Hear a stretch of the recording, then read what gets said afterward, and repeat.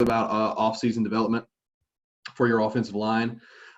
This is stuff that is specifically going to focus on things in the off-season of, not necessarily like drills or things of that sort like you might do at practice, but specifically some of the development and the training that we do in like our after-school sessions in order to help our offensive linemen become more mobile, flexible, stronger in different ways that kind of focus specifically on some of the things they might need for offensive line play. Okay. So we'll go ahead and talk a little bit about some of that. So like I said, I'll just give you a little bit of a rundown of me. So like I said, my name is Jake Timmerman. I started coaching in 2014. I started coaching at Northside Warner Robins High School. I was there for 5 years. I coached the 9th grade offensive line there my first 2 years. And that was a really good learning experience. Got to learn from some more experienced guys as I just started getting into things. 2016, 2017, I coached the varsity offensive line there.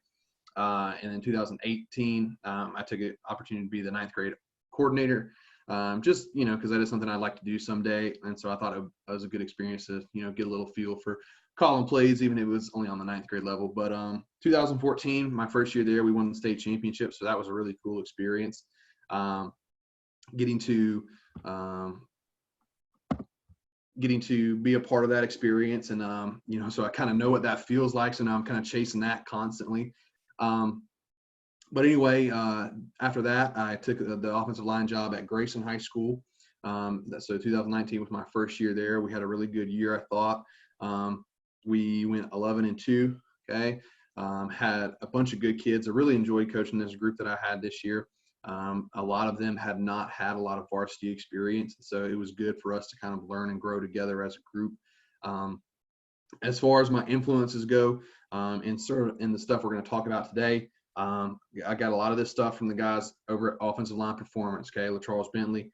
He does a great job over there with his organization. And a lot of the stuff I'm going to talk about is from there. So if, you're interested in learning more about that stuff, I can always help you. You can check them out. But, I don't want you to think I'm necessarily inventing anything new here. A lot of the stuff I teach and the verbiage I use and stuff like that, I got from LaCharles and the guys over at OLP. Scheme-wise, I'm sure some of you may know I'm a big wide zone guy, so I really like Alex Gibbs. I do a lot of studying up on his scheme and stuff like that. Sam Pittman, who was formerly the UGA offensive line coach, had a few opportunities to talk to him. Herb Hand's another guy. He's great about sharing stuff. He'll hop in on the Hog Football chat. So it's cool to be able to talk to him and several other guys on Twitter that always help me out. So we'll go ahead and get started. Okay. Is this stuff in the way on my screen, or is everything good? Can everybody see? I'm not sure if anybody can hear me. But anyway, so we'll go ahead and start talking general philosophy and principles. Okay. So we want to be process oriented. Okay. Meaning that, we don't want to get caught up too much in just focusing on the end result. We want to, you've got a good amount of time in the off season, right? And I know some states have different rules and stuff about the off season, but we want to be process oriented, right? That's one of the things I really like about Nick Saban. He's always talking about the process, right? If you just focus on your day-to-day, getting better each day, the end result will usually take care of itself. Okay. We want to focus on building athletes from the ground up. Okay. We want to make sure that our athletes move well from the ground up, are strong from the ground up, right? And so we're going to do a lot of stuff focusing on that. Mobility and flexibility are a big emphasis in our training, in the hips, the knees, and the ankles, but everywhere, right? You want to have good shoulder mobility and stuff like that. Now, understanding the difference between the two, right? Because a lot of times we use the two interchangeably, but there is technically a difference, right? Mobility refers to the ability of a joint to actively move through range of motion. All right. So, like your hips, talk about people having stiff hips and stuff like that. But flexibility refers to the ability of a muscle to lengthen, right? So, if you got like tight hammies or something like that. So understanding the difference between those two things so you can know how to attack or work on those two different things. Our core links everything together, right? So we're going to have a big focus on core. A lot of the stuff we're going to do is isometric or anti-rotational. Meaning, you know, we're not going to be doing like crunches or stuff like that. We'll be doing some planks and dead bugs and stuff like that. And you'll see some examples of that later.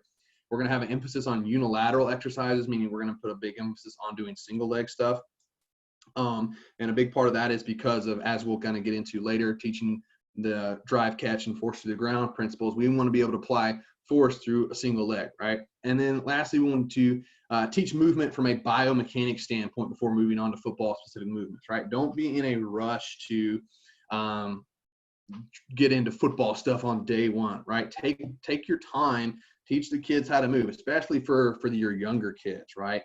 Maybe for your young offensive linemen who are not comfortable moving with their own body weight yet. They can, you know, barely do a push-up or something like that. So we want to teach our guys how to move from a biomechanical standpoint, and then we'll focus on maybe some football stuff, right? So again, just kind of focusing on the general philosophy and how we teach things, right? It's a 5-pronged process in terms of teaching, you know, in terms of specific offensive line movement. We talk about the 8 angles that offensive line can move on, right? And of course, those have little degrees of variance throughout your play. We want to have 3 45-degree angles in our stance, right? In our hips, our knees, and our ankles. We want to apply force through the ground, right? We do that through the drive catch principle. And then we get into the pressure to pressure phase, right? Which is where you're actually engaging a defender, okay? So that's kind of the 5-pronged process we take. And again, I get a lot of this stuff from offensive line performance. So check those guys out, right? All right, so the first thing we'll focus on is hip mobility, okay? And again, we're talking, you know, range of motion, stuff like that. So we do a lot of different things as far as that goes. Rock and rollers are one of the things we do. And so we usually try to start off with hip mobility in terms of, you know, when we do our sessions. And I should probably clarify, like with our sessions, we'll usually I have 4 sessions in the afternoon, 4 days a week, Monday through Thursday. And we try to get our athletes to come to 2 of those. Okay. Coach Hill usually takes the morning sessions. And so between me and him, we try to get our athletes to come to 2 sessions a week. They're anywhere between 45 minutes to an hour. And we're not really trying to kill them in these sessions because our athletes are lucky enough to have a 4th period weight training class where they really focus on their, you know, their standard, you know, strength gains and their conditioning. So our stuff is more offensive line oriented. Okay. So we try to start off with some hip mobility stuff, rock and rollers, and I can go into any exercise you need me to maybe to elaborate on. I can do towards the end. But rock and rollers is essentially you're just on your butt, you got your feet out in front of you, legs are at 90 degrees, and you're just kind of moving side to side, putting your knees on the ground, heels staying in place. Fire hydrants on your hands and knees, right? We'll bring one knee up off the ground and kind of bring it around, working that full range of motion, right? It's like a dog peeing on a fire hydrant. That's why it's called a fire hydrant. Deep squat holds, right? Just kind of squatting down, holding that position, right? And then just kind of rotating or moving side to side, right? Just kind of loosening up those hips a little bit. A good test for a lot of your athletes is if they can get into a deep squat position, like barefoot. Also, if they get barefoot and squat down, and if they can grab the back of their ankles with their hands, you'd be surprised how many athletes might have trouble doing that. Butt walks is another one we do. This may sound silly, but you'll be on your butt, feet straight out in front of you, and you have to use your hips, right? You have to use your hips to literally walk on your butt cheeks. And we'll do some of those. Overhead duck walks are a great example. We do those every day. And then goblet and overhead squats are exercises we do every day. And I believe I've got some footage here. These are what we call over-unders, okay? Or under-overs, I don't care, whatever you want to call them. But we do these, again, focusing on hip mobility. We don't want to lean over, right? We don't want to be in this position here. And these are good because if you've got these adjustable racks in the weight room, or even if you have like track hurdles, these are good because you can adjust them for every athlete, right? Not all of our athletes are the same size. And so not every athlete is going to be benefiting from the same universal height, okay? And so we want to go under, we don't want to lean over, and we'll come back and forth, and then we'll go drive the knee up and over, okay? And you just go through and do probably 5 of those each direction, okay? 5 of those each direction, just to kind of start getting loose. And again, these are some things we'll do. We won't necessarily do everything I talk about every day, but these are just some ideas for you to get started to start building a program. These are our overhead duck walks. This is one of the ones that we probably do every single day. All right, we've got the PVC overhead, kind of helps with a little bit of the shoulder stability and shoulder mobility, but we want to be with the PVC pipe slightly behind our head. All right, what we don't want to see as we walk is we don't want to see the upper body bouncing a lot, right? So if you guys can see me on I know you guys may not be able to see me on the camera, but we don't want the upper body bouncing up and down a whole lot, okay? We want the upper body to stay relatively smooth, and we want the knees to stay inside the ankles, okay? You can kind of see me right here. This is the position we don't want, okay? We don't want the knees flaring out. We don't want to be on the outside of our feet. We want to be on the inside part of our midfoot there as we go through. And so this is one we really focus on getting as much depth as the athlete can, right? Working on getting deeper and deeper as you go. All right. Now you don't have to like be, butt touching the ground, obviously. Okay. But this is a good one we start with pretty much every day. We'll go forward. We'll go side to side. Like, so we'll go to the left, we'll go to the right, and then we'll also go backwards with these. Overhead squats, right? These are pretty simple. These are another good one. Just again, body weight stuff, right? Especially with your younger athletes, okay? Just body weight stuff is good for them a lot of times. All right, we want to push the butt back. We want to have nice vertical shins. All right, again, keeping the PVC or the bar if they're a little bit stronger, okay? You can use a bar, all right, slightly behind the head, okay? And as we come down, and again, trying to get slightly parallel, what you don't want to see is your athletes have this really sharp shin angle, okay, with the knees way out over the toes. That's a lot of stress on your patella tendon, and it's also not getting as much of the hip mobility as we want to see, okay? All right. Let's see my next one. All right, this is another one we do. You could file this under hips or isometric training that we'll get to later, but we'll do our lunges, okay, but we'll do them in different directions, okay? You can, do it in like a clock. You can do it on the 8 angles that we talked about earlier, but either way, you're doing lunges in different directions from 45-degree angles to a side angles, right, to going back, all right, going straight back, okay? And again, when we go down and we do a lunge, we want to make sure we have that nice vertical shin, all right? And then we're not coming out way out over our toe with our knee, okay? And so we'll finish through on those. You come back across. And again, this is just working on playing across your body, right? Getting into, this is a lot of prehab stuff too, with ligaments in your knees and stuff like that. Kind of stressing those joints in your knees under a controlled setting. Goblet squats are another good one. Again, most of you guys probably know what a goblet squat is. I like the goblet squats just because it gives, especially the younger kids, a frame of reference, right? With the elbows coming right above the thighs, all right? The apparatus, whatever it is you're holding, whether it's a dumbbell or a med ball or whatever, right? Gives them a sense of how to keep their upper body straight and not just lean over, right? Especially with the dumbbell, and making sure that we're pressing off our heels and that our heels stay in the ground the whole time. So goblet squats are a good one. Most of you guys probably know how to do a goblet squat. Okay, now with hip hinge, okay? So hip hinge is something that kind of gets left out a lot of times when talking offensive line play, but it's critical. We don't want to play straight up. If we play straight up, we've got no power. We don't have any ability to resist any force that the defensive line puts on us in a pressure phase. And so with the hip hinge, okay, we want to keep our head and neck and spine in a neutral position. We want to push our butt back, okay? And we should feel it in the glutes and the upper hamstrings, not the quads, all right? And so if you feel it in your quads, then you probably have your knees too far forward over your toes, okay? Now, unfortunately, I don't have any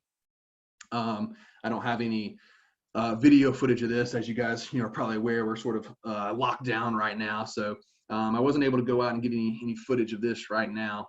But the hip hinge is a critical part. Again, you can check out a lot of that stuff on offensive line performance, but the hip hinge is important because we don't want to play straight up, right? We want to play with a little bit of forward lean in our torso, right? We talked about those 345s, all right? But again, the biggest coaching points is you shouldn't feel it in your glutes, right? You should feel it in those, or you should feel it in your glutes, in your upper hamstrings, not the quads, right?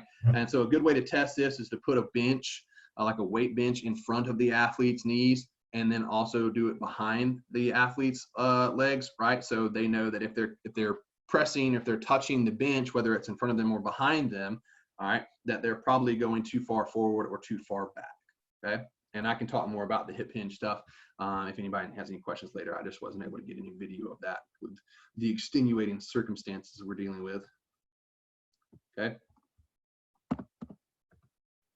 All right, next is adductors, okay? Now your adductors are little muscles that help you basically squeeze your knees in, right? This is what is important for us when we talk about getting our stance, and I'll get into that a little bit later. But with our adductors, we want to be able to, right, squeeze our knees inside our ankles. We don't want our knees to flare out because then we lose our base, we lose a lot of our strength and stability. So with our adductors, okay, we're gonna start with doing some things like prone isometric squeezes. Basically what that means is you just have the athlete laying on their back. They've got maybe a med ball or even a little basketball between their ankles or between their knees. You can do both. And all they're doing is picking their feet up off the ground, picking the ball off the ground while they're squeezing it between their ankles or their knees, whichever one you're doing. And so again, we're working on engaging those adductors, squeezing our legs, squeezing our knees in.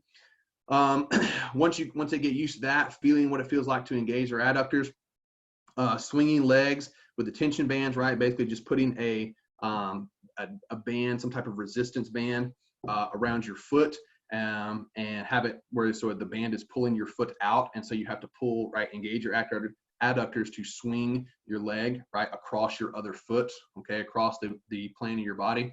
Medicine ball, hold walks, those are another one that we pretty much do every day. I'll show you some video to those. And then we'll do posture maintenance with the tension bands. I'll talk about that at the end, but basically after we teach the athlete how to get in a proper stance, we'll introduce the tension bands to pull on their knees and stuff like that.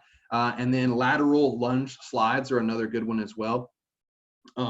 Basically a lateral lunge slide is if you're on like a basketball court, right, a smooth surface, take a t-shirt or something like that, and you can put it under one foot.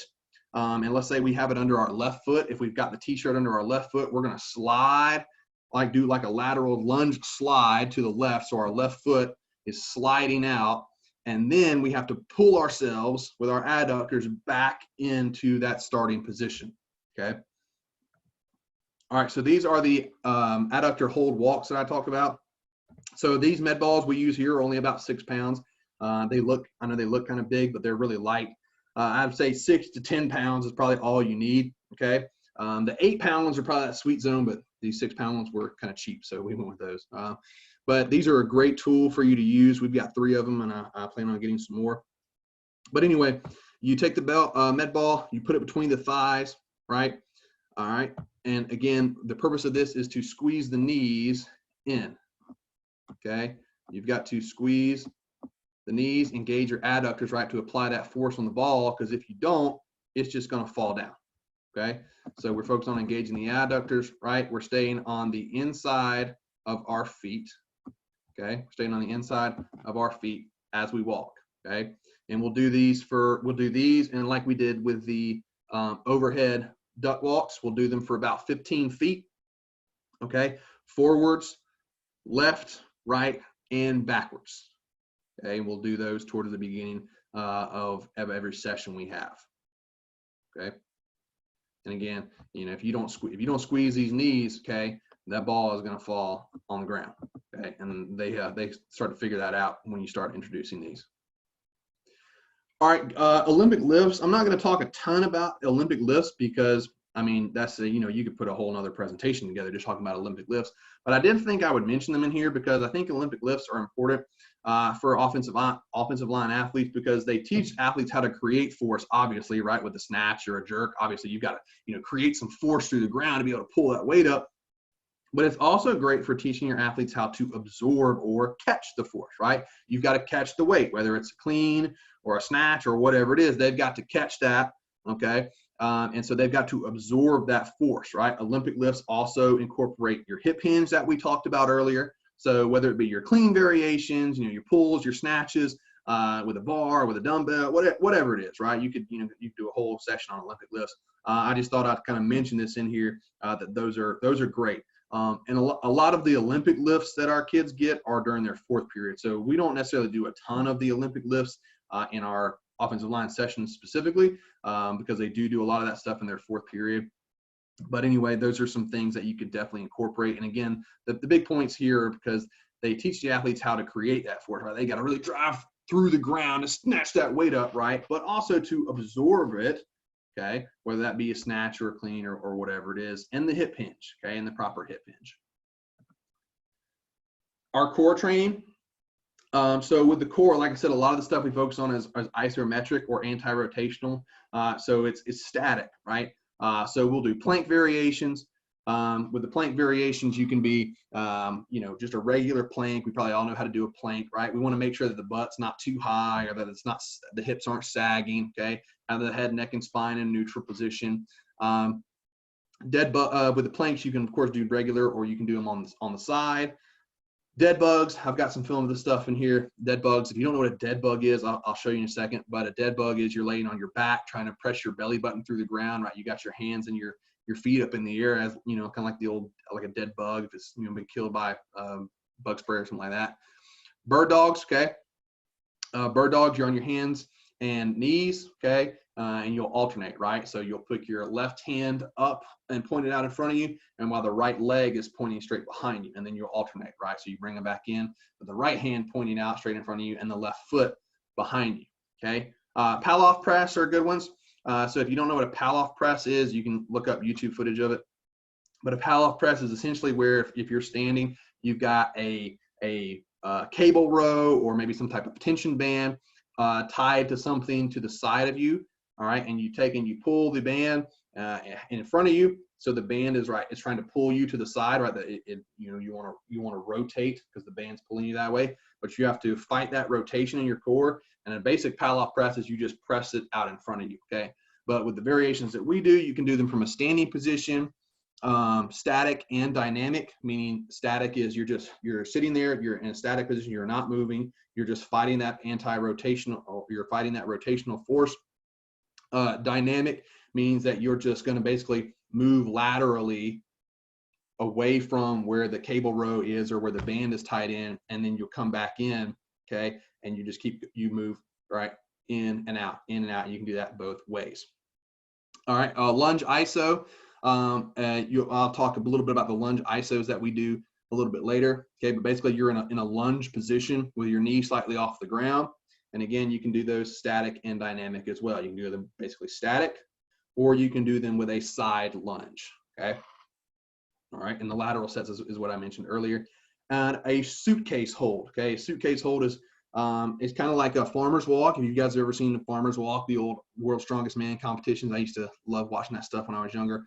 But a suitcase hold is basically you're holding weight in one hand to your side, okay? So the other hand is free, it has nothing in it. And this forces us to basically really focuses on our obliques.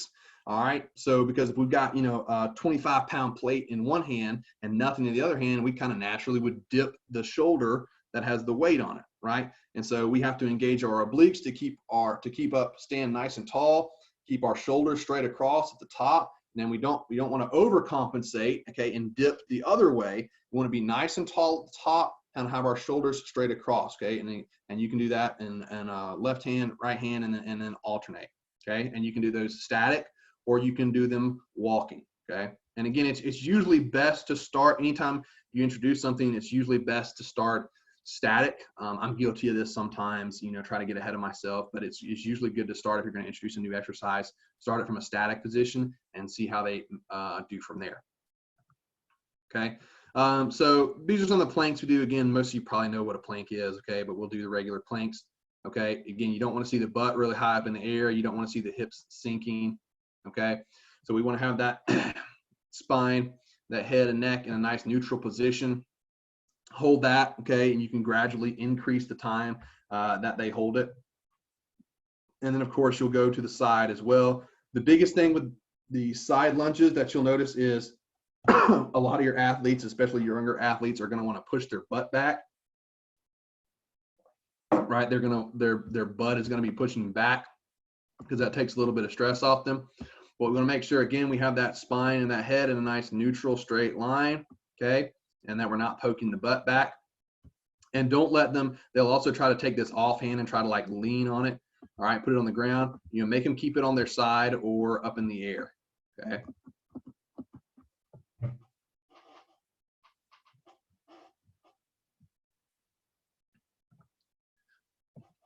And we'll usually do our core stuff towards the end, like a finisher. All right, so these are dead bugs, like I was mentioning. Okay, so you're on your back. Okay, and the way our athletic trainer at Northside coached me on these basically is you want to take your belly button and push your belly button through the ground. Okay, you know, it's not like you're just laying on the ground for no reason. You want to take that belly button and you want to push your belly button through the ground. Okay, you want to be a nice controlled breathing. All right, and with the dead bugs here, with the dead bugs, you can do a few different things. Okay, you can bring the legs up and down, the knees up and down with both arms. Okay, just like that. And again, the whole time you're focusing on pushing that belly button through the ground. Or you can alternate, right? Opposite leg, opposite arm. And then another exercise you can do is if you want to add a little bit extra to engage the adductors, you can take a med ball, place the med ball between the knees or between the ankles. And so they have to squeeze and engage their adductors while also engaging their core. And, you know, you can bring it up and down as they go through there with the med ball or the basketball or whatever it is as well. Okay, so those are some of the examples that we do with our dead bugs.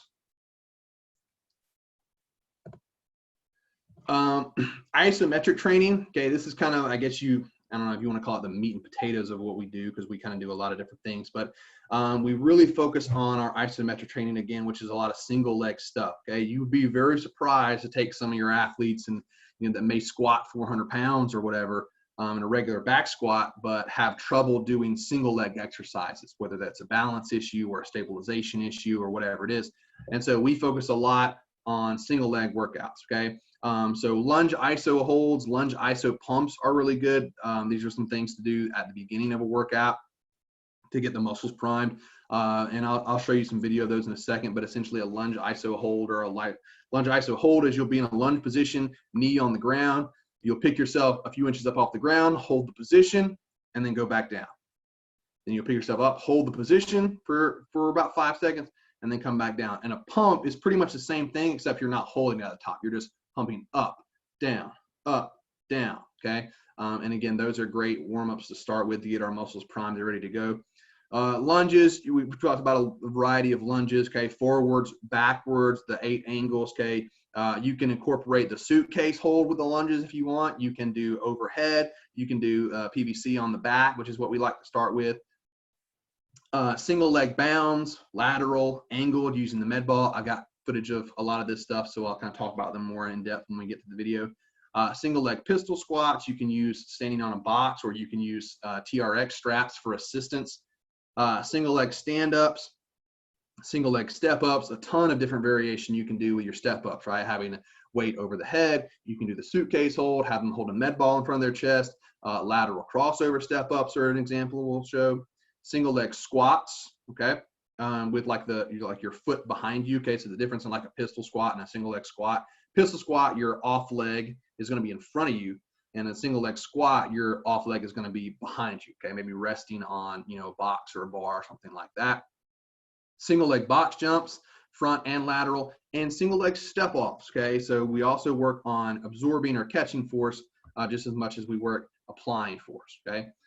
So these are our lunge iso pumps and our lunge iso holds. This is the starting position, okay? Just a lunge position, all right? And these are the pumps, okay?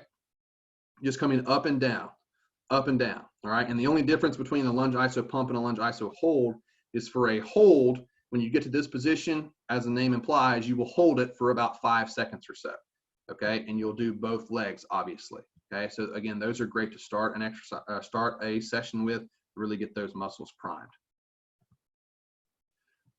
These are our lunges that we do, just regular lunges. Okay, again, the starting point that I use is typically just with the PVC pipe on the shoulders there. And we use the PVC pipe so we don't see the athlete. We don't want to see them dip one way or the other.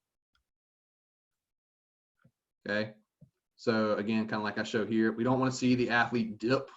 If you start to notice the PVC pipe, you know, leaning one way, they may be favoring one side, okay, and may not realize it. So the PVC pipe is a great visual tool, okay. So we'll do these lunges, we'll do them to the front, and we'll do them to the back, and we'll also do them to the side as well.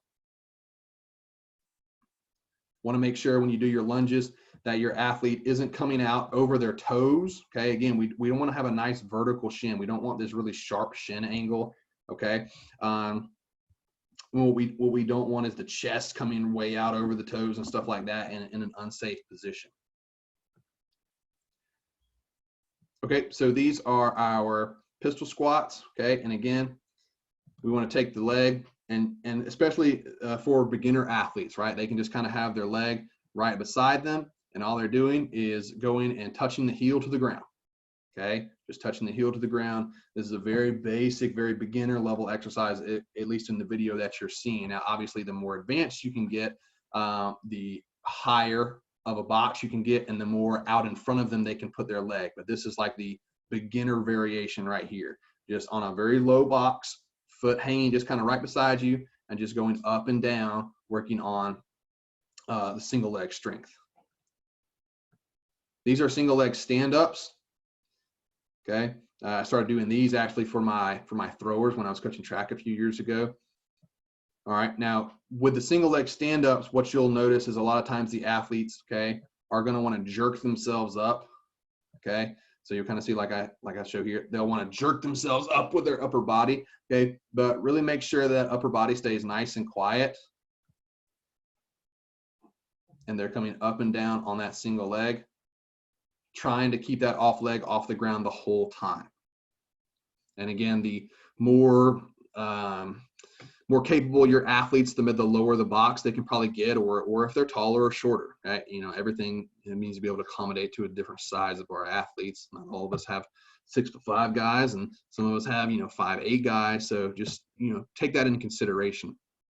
So these are our single leg step ups. Okay, I'm pretty sure everybody knows how to do a basic variation of a step up. But step ups are great because of the different things you can do with them.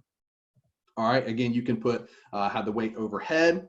You can have them hold it in both hands, like in the suitcase hold. You can have them hold the suitcase hold in one hand. You can have them hold a med ball in front of their chest, whatever it is. There's a ton of different variations for the step ups.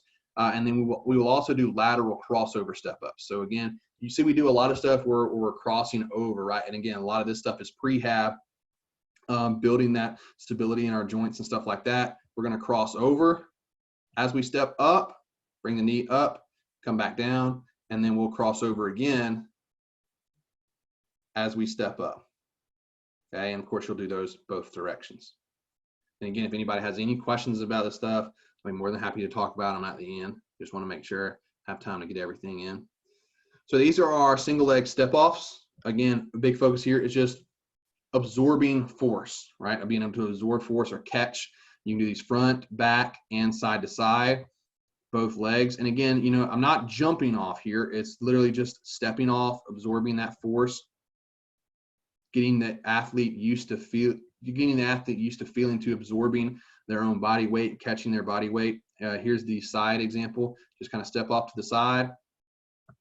Boop. All right, just kind of hop off a little bit and land on the foot. Again, teaching the athlete, getting them used to absorbing their own body weight. Okay, single leg box jumps, again, pretty simple. Start with a very low box for some of your athletes. If they can't do a box, just draw a line on the ground or something like that. All right, and just have them go up and over, both front and back and laterally.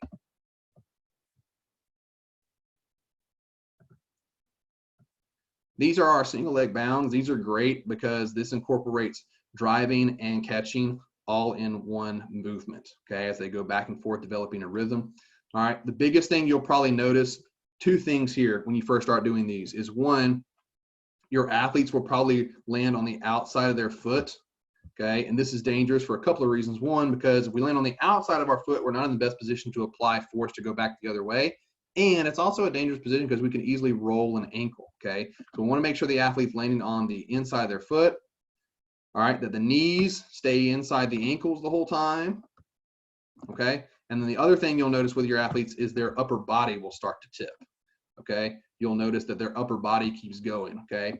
Inertia, I think that's the scientific term, all right? Don't quote me.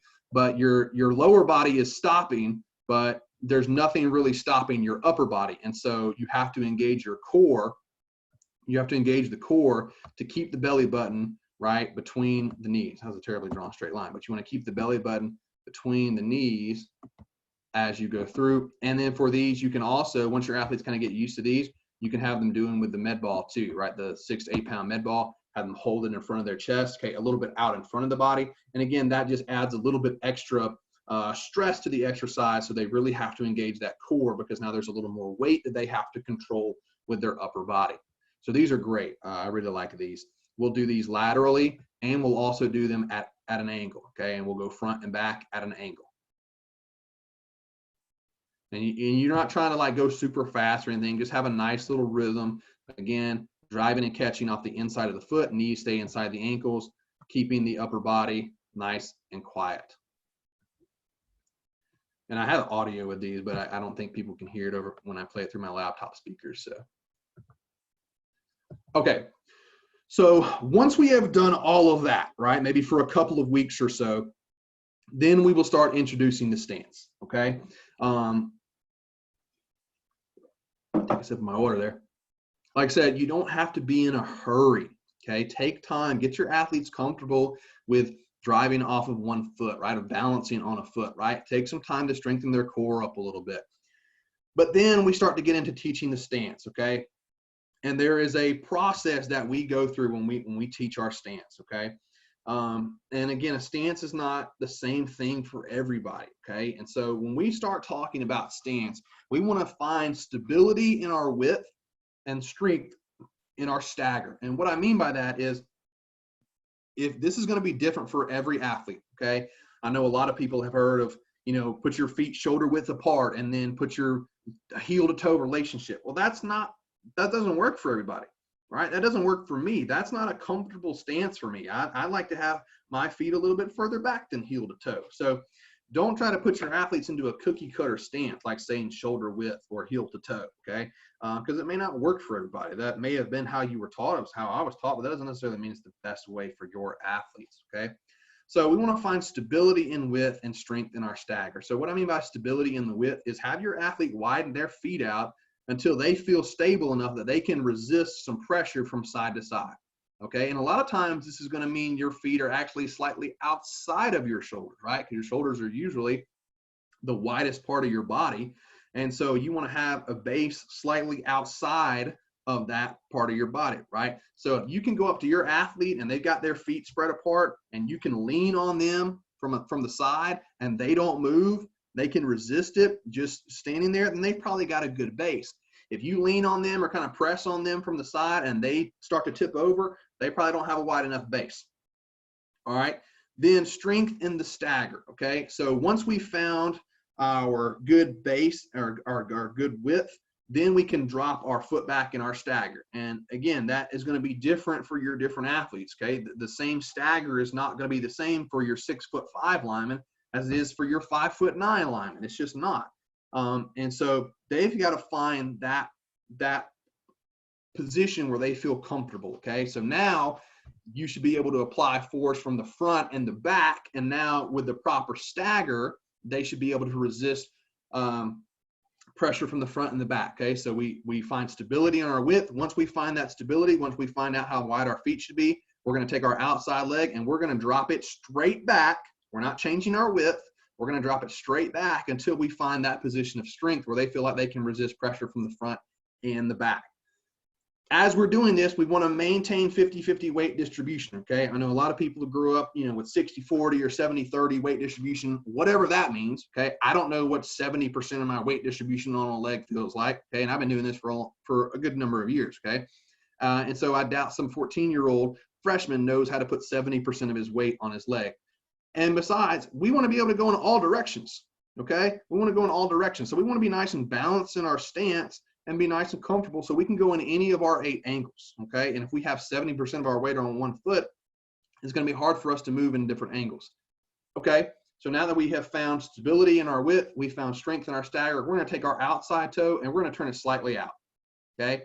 Now, how far out? Well, that's going to be different for each athlete a little bit. It's probably going to be roughly 45-degree angle, okay? But we don't want it straight ahead and we don't want it pointing straight out, okay? The way to teach this is the athlete needs to be able to press through their midfoot, okay? What you'll notice is that if the if the toe is too much straight, or if it's too much out to the side, the athletes will be pressing off their toe. And if they've got it at that nice 45-ish degree angle, they can press through their midfoot, okay? And I'll show you a little bit of video of that later. All right, now the next part of this is when we turn our toe slightly out, our hips are going to turn slightly out. So we need to fix that. We need to close the door, okay? Meaning we need to get our hips back square to the line of scrimmage, not just our shoulders, okay? You can get your shoulders square to the line of scrimmage without your hips being square. It's important, it's imperative that our hips are square to the line of scrimmage and not just our shoulders, because that's where our strength is going to come from, in our hips. Okay, so we're going to push our pocket forward, right, or squeeze your butt cheek. You know, there's a few different coaching cues you can use, okay? But whatever your outside butt pocket is, you're going to push that pocket forward, all right, and close the door so now your hips are square to the line of scrimmage. We want to make sure we're squeezing our adductors. We're keeping our knees inside our ankles in our stance. We have a kickstand, okay? That's where the 345 degrees angles comes in, right? In our outside leg, which is going to be our kickstand. We have 45-degree angles in our ankles, our knees, and our hips, okay? And the kickstand is going to be slightly leaning to the side, right? Just like a bicycle kickstand would be, okay? If you think about it, in a bicycle, when you put the kickstand up, the bicycle is not standing straight up. It's leaning slightly to the side, because if it were standing straight up, it could easily tip one way or the other. But with the bike leaning to one side or the other, with the kickstand, it's got more stability. It's not going to tip over as easy. So we use the phrase the kickstand to refer to the outside leg, because that's what keeps us in a position of strength. Hip hinge, okay? How we teach hip hinge in the stance is once we've found our width with our feet, once we've found our stagger, we've turned our toes slightly out, we've got nice 50-50 weight distribution, we've closed the door, our hips are square, we're squeezing the adductors so our knees are inside the ankles. We're going to take our hands, we're going to put our palms on our thighs, we're going to lock our elbows, and we're going to slide our hands down to the wrist over the kneecaps. And that is going to put us in the position as far as hip hinge of where we need to go, okay? It's a good starting point. Last thing, we're going to roll our shoulders back and squeeze our scaps together, okay? So we're not kind of hunched over. We don't have, you know, our shoulders aren't hunched over. Our shoulders are nice and back. We're in a good position of power. And the last thing I'll tell my guys is to squeeze, or to screw their elbows into their rib cage, right? When they begin to get in that pressure to pressure phase. We want to have the thumbs externally rotated with the elbows in line with our hips. Okay, so this is a little bit of a video of the stance setup. Okay, so we're going to find stability in our width. Okay, again, you can see my feet are slightly outside my shoulders. And if I'm in a position here and somebody tries to push me from this side or push me from this side, I'm going to be able to resist that from this particular width. Okay, so we find our stability in our width. We're going to drop our foot back. Notice I dropped it straight back. Okay, I did not change the width. Okay, my foot started here, it drops straight back. I don't change the width in my stance. Okay, so I drop my toe back to find my stagger. All right, and like I said, this is, you know, not everybody's going to be heel to toe. Okay, you can see mine, my stagger is a little bit further back than heel to toe. And you know, I've got a young offensive lineman. He's a freshman. He's 6'6", and I have to constantly keep reminding him, hey, drop that foot back, right? Drop that foot back. Get a little stagger in your stance. Because I don't think he quite realizes how tall he is or how long his legs are. So make sure that there's strength there, okay? We're going to turn our toes slightly out once we found our stability, once we found our strength in our stagger, okay? So now if somebody were to come and press me from the front or the back or the sides, I can resist that pressure from all different angles. I'm in a position of stability and strength here. All right, so now we're going to take our toe, we're going to turn it slightly out, and we don't want to have it pointed straight ahead that way, and we don't want to have the toe pointed straight ahead that way. It's going to be somewhere kind of in between at a 45-ish degree angle. And again, the coaching point here is that it should be turned out enough where the athlete is driving off their midfoot, the inside of their foot, okay, and not the toe. We don't want to drive off the toe. Okay. So see, you can see if the foot is too far straight ahead, you're gonna be able to force to push off your toe. Same thing if it's too far out that way. One, you lose balance like I'm gonna do there. Okay. And secondly, you have to push off of your toe. Okay. You want to be able to push off your midfoot, so find that nice 45-ish degree angle so you can push off and drive off the midfoot. Okay. So once we've done that, all right, you notice as soon as you point your toe out that direction, the hips are going to follow as well, all right? So we need to make sure our hips are square to the line of scrimmage, and we need to close the door, okay? You should see this. You should see your athletes do this, okay? You should visibly be able to tell that they have closed the door. They've gotten their hips back square to the line of scrimmage. Like I said, you want to push the pocket forward, right? So in this case, my right butt cheek pocket, I want to push that pocket forward and get my hips back square to the line of scrimmage. All right, this is what I was talking about, finding the appropriate hip hinge. Now that we've got strength and stability, all right, we've got our toe pointed out, we've got our hips square. Now we're going to find the proper hip hinge. We're going to put our hands on our thighs. We're going to keep our arms straight. We're going to try to lock the elbows, okay? We don't want to bend the elbows, okay, because that's going to take our reference point away. Keep them nice and straight as you go down. And we want to take it and so that little joint in our wrist comes right over our kneecaps. Okay. Now you don't want to tip one way or the other. All right. A lot of times you'll start to notice a lot of athletes will tip maybe their outside shoulder. But we want to make sure that while the athlete's in their stance, that they're nice and straight across the top. Okay. And again, this is part of the reason why we use the PVC pipe, so they kind of know that they're straight across, right? So once the athlete has found that position there, okay, we'll roll the shoulders back, okay, squeeze the scaps, screw the elbows into the rib cage, okay? And the only difference here from teaching this to a three-point stance is all you're going to do is put your outside hand on the ground. And that's the only difference. You'll have a little bit more hip hinge, obviously, with a three-point stance and two-point stance, but there's really no difference. And yeah, I start teaching my guys from a two-point stance. I know that may be blasphemous to some of the older coaches, but we start in two-point stance, and then we'll work to a three-point stance because all the principles apply the same. Okay. So one last time through the setup. Okay, we'll find width, get our stability. All right, we'll find our strength and our stagger. We'll turn our toes slightly out. We will close the door, okay? So make sure we can drive through the midfoot. We'll close the door. We'll find our hip hinge. Slide down. Making sure, another part about this is making sure that we are squeezing our knees so they're inside our ankles. You got to watch, especially this outside knee here, they'll kind of start to flare it out a little bit. Make sure that these knees are inside the ankles. I could probably even do a little bit better job here of squeezing my own knee in this particular setup. So that's our stance setup. Okay, this next part here, and again, I originally recorded these with audio, but I guess it's not coming through.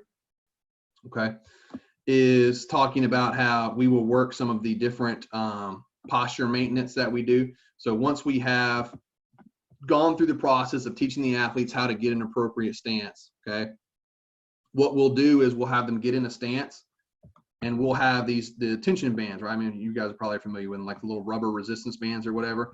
And we'll put them on the inside of their knee, right above their knee, right? And so there'll be like a partner standing here, okay?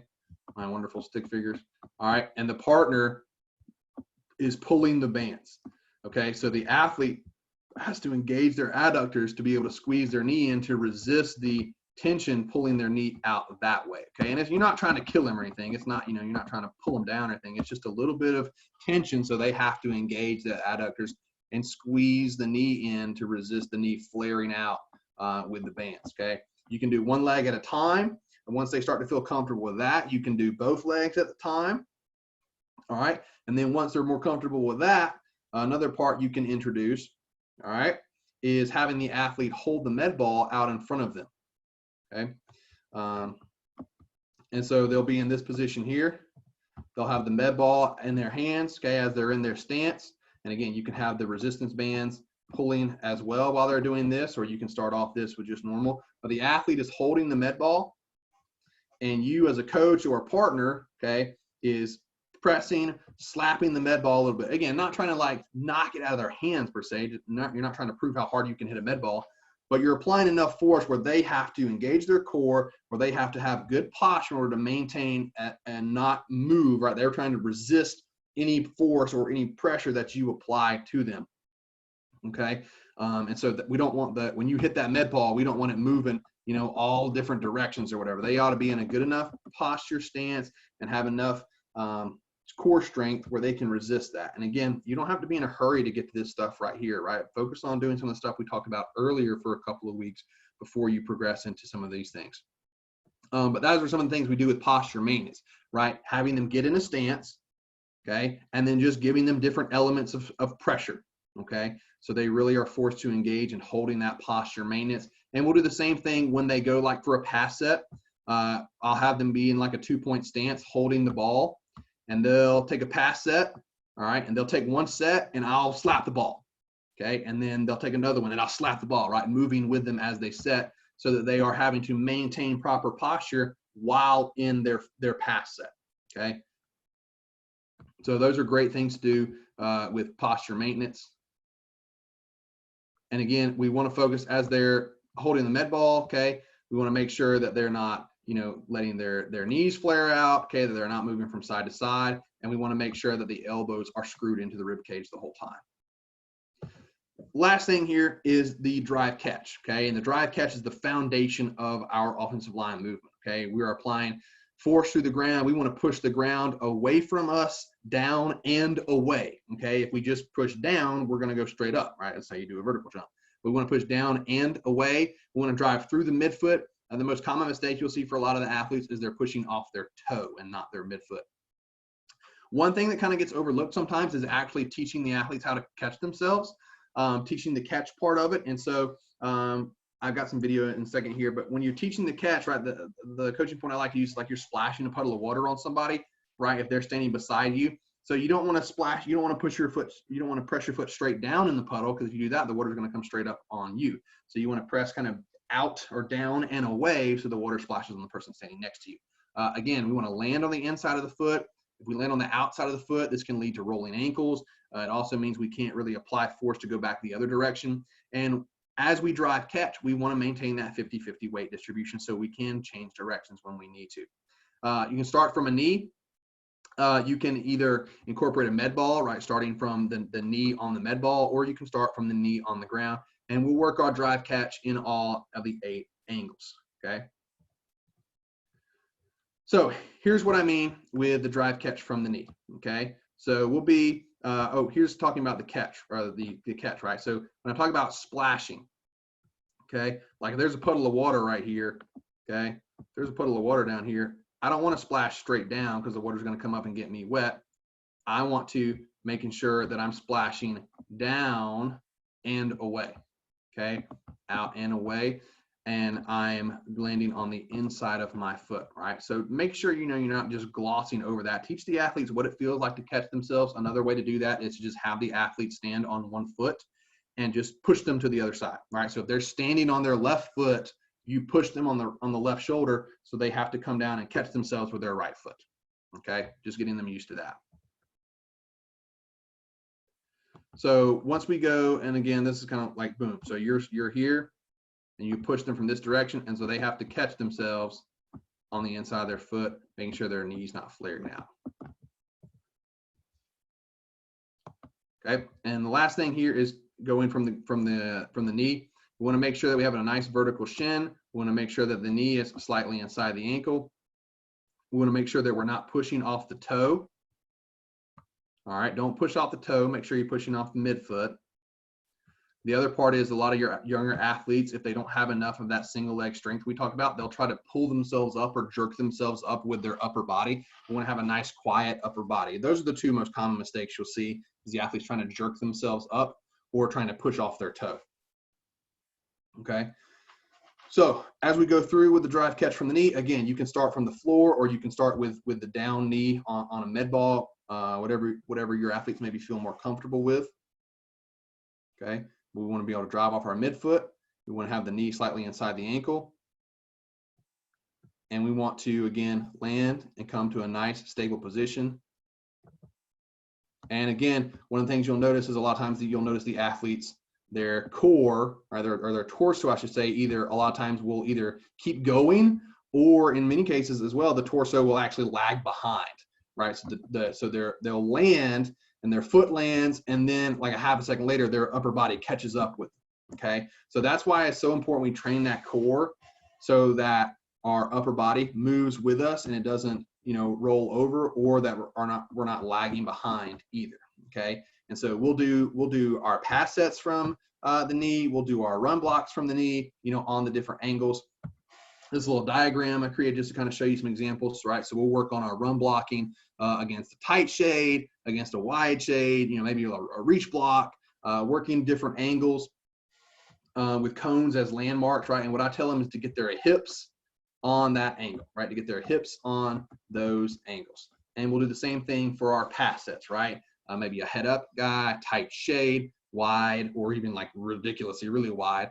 But that teaches them that not all pass sets are created equal. You don't need to pass set a tight 5 the same you need to do as a wide 9. Okay, it doesn't make any sense to, right? You got to take your angle to beat them to the point of attack. You can notice that my blue arrows are all at different angles. Okay, and we teach knee to crotch relationship in our pass setting. Right, I want to keep the outside knee down the defender's crotch, staying square as long as I can. Okay. So that's just about it for me there, Coach. I'm not sure if there are any questions or anything for folks, but that's it. We can kind of take some time if you want to questions or anything. Yeah, sounds good. Thanks, Coach. I appreciate it. It's some really good stuff there. I like the way you film that. It's very visual, and it really helps. That's good stuff. Anybody questions for Coach out there? Anybody in the chat room? Chat something. If you got a question, I can unmute you. Anybody?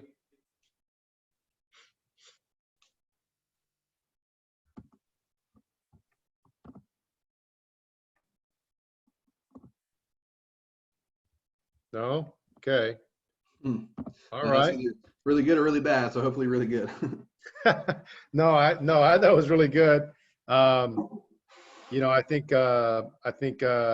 guys will, they make their notes and kind of refer to them later. But there's Coach's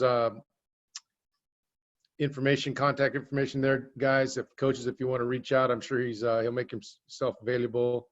Have some a little bit more detailed questions and whatnot offline if you want to do that some other time. So, Coach Timmerman, I appreciate you. Thank you very much. I know you're back East Coast. It's probably damn near bedtime for you. So I appreciate you staying up with us and sharing some of your insights and a lot of that stuff for O-line development. It's perfect. Thank you. Appreciate no problem. I appreciate it, man. It's my sleep schedule is wrecked right now, so I will be going to bed for a few more hours. But I appreciate you having me on. Appreciate you doing these, and like I said, here's my contact information, and everybody knows I'm pretty active on Twitter. So if you have any questions or anything, feel free to reach out to me there, and we can talk ball. So again, I appreciate it. Thanks for everybody for tuning in, and thanks for putting this on. Great. Hey, I appreciate you. Stay safe out there, and good luck. Yes, sir. Same to you. Thank you. All right, buddy. Thank you. See you guys. We'll talk soon. Thank you for everybody for joining in. Thank you. Good night.